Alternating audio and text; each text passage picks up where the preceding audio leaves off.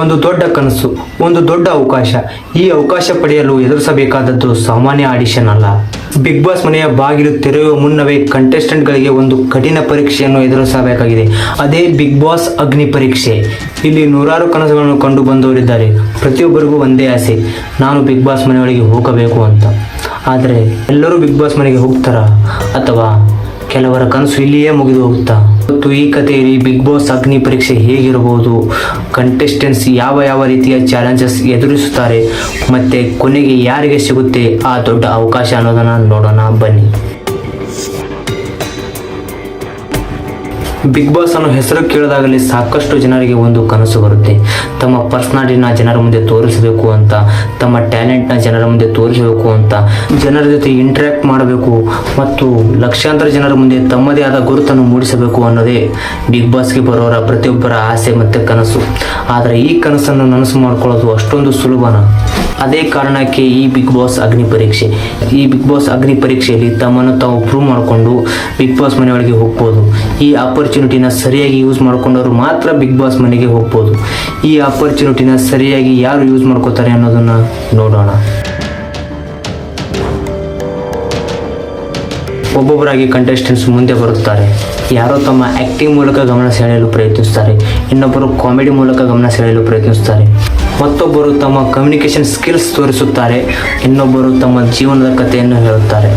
ಎಲ್ಲರಲ್ಲೂ ಟ್ಯಾಲೆಂಟ್ ಇದೆ. ಆದರೆ ಬಿಗ್ ಬಾಸ್ ಮನೆಯೊಳಗೆ ಹೋಗಬೇಕಾದರೆ ಟ್ಯಾಲೆಂಟ್ ಮಾತ್ರ ಸಾಕಾಗುತ್ತಾ? ಬಿಗ್ ಬಾಸ್ ಮನೆಗೆ ಹೋಗಬೇಕಂದ್ರೆ ಟ್ಯಾಲೆಂಟ್ ಮಾತ್ರ ಸಾಕಾಗಲ್ಲ, ಪರ್ಸ್ನಾಲಿಟಿ ಕೂಡ ಬೇಕು. ಕ್ಯಾಮ್ರಾ ಮುಂದೆ ನ್ಯಾಚುರಲ್ ಆಗಿ ಇರೋಕ್ಕೆ ಸಾಧ್ಯವೇ? ಒತ್ತಡ ಬಂದಾಗ ಹೇಗೆ ರಿಯಾಕ್ಟ್ ಮಾಡುತ್ತಾರೆ, ಜನರ ಜೊತೆ ಹೇಗೆ ಬೆರೆಯುತ್ತಾರೆ ಅನ್ನೋದು, ತಮ್ಮ ಒಪಿನಿಯನನ್ನು ಹೇಗೆ ಹೇಳುತ್ತಾರೆ, ಇದು ಎಲ್ಲವೂ ಬಿಗ್ ಬಾಸ್ ಮನೆಯಲ್ಲಿ ತುಂಬ ಮುಖ್ಯವಾದ ವಿಷಯಗಳು.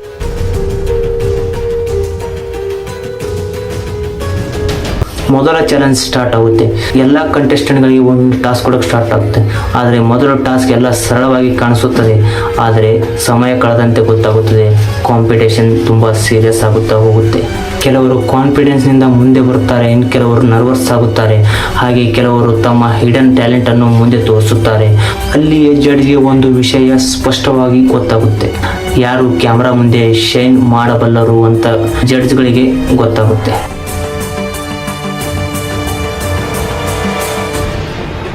ಆದರೆ ಅಗ್ನಿ ಪರೀಕ್ಷೆ ಅಂದಮೇಲೆ ಕೆಲವರಿಗೆ ಪ್ರೆಷರ್ ಇದ್ದೇ ಇರುತ್ತೆ, ಕೆಲವರಿಗೆಲ್ಲ ತುಂಬ ಜನಕ್ಕೆ ಪ್ರೆಷರ್ ಇದ್ದೇ ಇರುತ್ತೆ. ಒಂದು ಸಣ್ಣ ಮಿಸ್ಟೇಕ್ ಕೂಡ ನಿಮ್ಮ ಪರ್ಫಾರ್ಮೆನ್ಸ್ ಮೇಲೆ ಪರಿಣಾಮ ಬೀರುತ್ತದೆ. ಒಬ್ಬ ಕಂಟೆಸ್ಟೆಂಟ್ ಚಾನ್ಸ್ ಕಳೆದುಕೊಳ್ಳುವ ಭಯದಲ್ಲಿದ್ದರೆ ಇನ್ನೊಬ್ಬ ಕಂಟೆಸ್ಟೆಂಟ್ ನಾನು ಇದನ್ನು ಗೆಲ್ಲಲೇಬೇಕು ಎಂಬ ಡಿಟರ್ಮಿನೇಷನಲ್ಲಿ ಇರುತ್ತಾರೆ. ಅದೇ ಸಮಯದಲ್ಲಿ ಎಲ್ಲರ ತಲೆಯಲ್ಲಿ ಒಂದು ಪ್ರಶ್ನೆ ಓಡಾಡೋಕ್ಕೆ ಸ್ಟಾರ್ಟ್ ಆಗುತ್ತೆ, ನಾನು ಇದರಲ್ಲಿ ಸೆಲೆಕ್ಟ್ ಆಗ್ತೀನಾ ಅಥವಾ ಆಗಲ್ವಾ ಅನ್ನೋದು. ಈ ಪ್ರೆಷರಲ್ಲಿ ಯಾರು ತಮ್ಮ ಕಾನ್ಫಿಡೆನ್ಸ್ ಕಳೆದುಕೊಳ್ಳದೆ ಮುಂದೆ ಹೋಗುತ್ತಾರೆ ಅನ್ನೋದೇ ನಿಜವಾದ ಟೆಸ್ಟ್.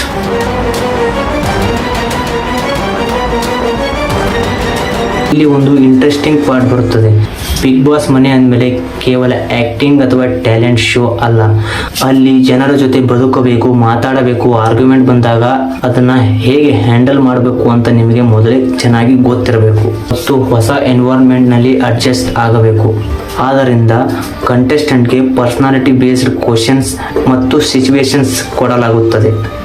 ನಿಮ್ಮ ಬಗ್ಗೆ ಹೇಳಿ, ನಿಮ್ಮ ಬಿಗ್ಗೆಸ್ಟ್ ಸ್ಟ್ರೆಂತ್ ಏನು ಮತ್ತು ನಿಮ್ಮ ವೀಕ್ನೆಸ್ ಏನು, ನಿಮಗೆ ಇಷ್ಟವಿಲ್ಲದ ಸಿಚುವೇಶನ್ ಬಂದಾಗ ಹೇಗೆ ಹ್ಯಾಂಡಲ್ ಮಾಡುತ್ತೀರಿ.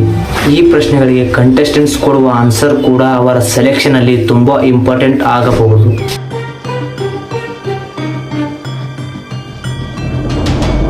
ಇದೀಗ ಕಾಂಪಿಟೇಷನ್ ಇನ್ನಷ್ಟು ಟಫ್ ಆಗುತ್ತಾ ಹೋಗುತ್ತೆ. ಒಂದು ದೊಡ್ಡ ಟಾಸ್ಕ್ ಮುಂದೆ ಬರುತ್ತದೆ. ಇಲ್ಲಿ ಕಂಟೆಸ್ಟೆಂಟ್ಸ್ ತಮ್ಮ ಕ್ರಿಯೇಟಿವಿಟಿ ಮತ್ತು ಪ್ರೆಸೆನ್ಸ್ ಆಫ್ ಮೈಂಡ್ ಅನ್ನು ತೋರಿಸಬೇಕಾಗುತ್ತೆ. ಕೆಲವರು ಮೊದಲ ಅಟೆಂಪ್ಟ್ನಲ್ಲಿ ಎಲ್ಲರ ಗಮನ ಸೆಳೆಯುತ್ತಾರೆ, ಇನ್ನು ಕೆಲವರು ಮೊದಲಿಗೆ ಸ್ಟ್ರಗಲ್ ಮಾಡಿದರೂ ನಂತರ ಕಮ್ಬ್ಯಾಕ್ ಮಾಡುತ್ತಾರೆ. ಅದೇ ಕಾರಣಕ್ಕೆ ಈ ಕಾಂಪಿಟೇಷನಲ್ಲಿ ಮೊದಲ ಇಂಪ್ರೆಷನ್ ಮಾತ್ರ ತುಂಬ ಮುಖ್ಯವಲ್ಲ, ಲಾಸ್ಟ್ ಮೂಮೆಂಟ್ ಪರ್ಫಾರ್ಮೆನ್ಸ್ ಕೂಡ ಗೇಮ್ ಬದಲಿಸಬಹುದು. ಒಬ್ಬ ಕಂಟೆಸ್ಟೆಂಟ್ ಆಲ್ಮೋಸ್ಟ್ ಔಟ್ ಆಗಿದ್ದಾನೆ ಅನ್ನಿಸಿದಾಗಲೇ ಅವನು ಕೊಡುವ ಲಾಸ್ಟ್ ಪರ್ಫಾರ್ಮೆನ್ಸ್ ಕೂಡ, ಅವರು ಕೊಡುವ ಒಂದು ಪವರ್ಫುಲ್ ಪರ್ಫಾರ್ಮೆನ್ಸ್ ಎಲ್ಲವನ್ನು ಸರ್ಪ್ರೈಸ್ ಮಾಡಬಹುದು.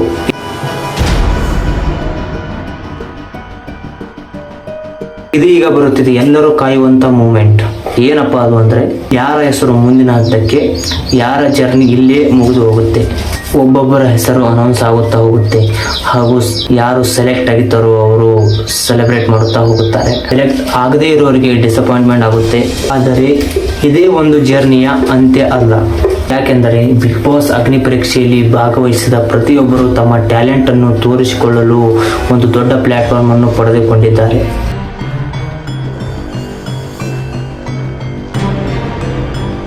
ಆದರೆ ಸೆಲೆಕ್ಟ್ ಆದವರಿಗೆ ಮಾತ್ರ ಅವರು ಕಂಡಂಥ ದೊಡ್ಡ ಕನಸು ಇನ್ನೂ ಹತ್ತಿರವಾಗಿದೆ.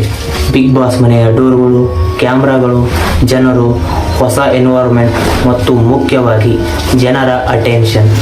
ಇಲ್ಲಿಯವರೆಗೂ ಅವರು ಬಿಗ್ ಬಾಸ್ ಮನೆಗೆ ಹೋಗಬೇಕು ಅಂತ ಕನಸು ಕಂಡಿದ್ದರು. ಆದರೆ ಈಗ ಆ ಕನಸು ರಿಯಾಲಿಟಿ ಆಗುವ ಹಂತಕ್ಕೆ ಬಂದಿದೆ. ಆದರೆ ಅವರ ಮುಂದೆ ಒಂದು ದೊಡ್ಡ ಪ್ರಶ್ನೆ, ಬಿಗ್ ಬಾಸ್ ಮನೆಯಲ್ಲಿ ಅವರು ಅವರನ್ನು ಹೇಗೆ ಪ್ರೂವ್ ಮಾಡಿಕೊಳ್ಳುತ್ತಾರೆ ಅನ್ನೋದು.